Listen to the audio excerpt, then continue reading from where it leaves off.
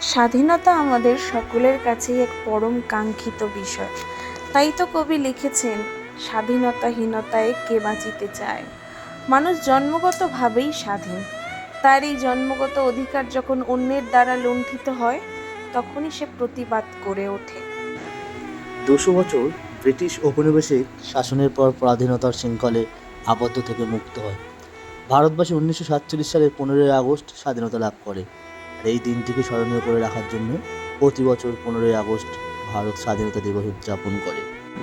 রক্ত দিয়ে কেনা স্বাধীনতা, তাই তো এই স্বাধীনতা দিবস আমাদের গর্বে, আমাদের অহংকারে। অথবা জীবন গেছে, স্বাধীনতা এসেছে, রক্তের অক্ষরে লেখা ইতিহাস।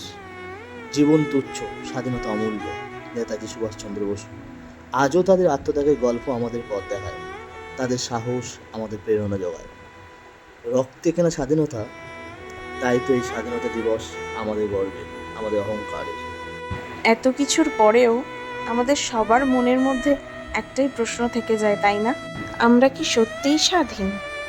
এই প্রশ্নের উত্তর খোঁজা এবং সেই অনুযায়ী কাজ করাই আমাদের স্বাধীনতা দিবসের সার্থকতা। জয় হিন্দ, বন্দে মাতরম।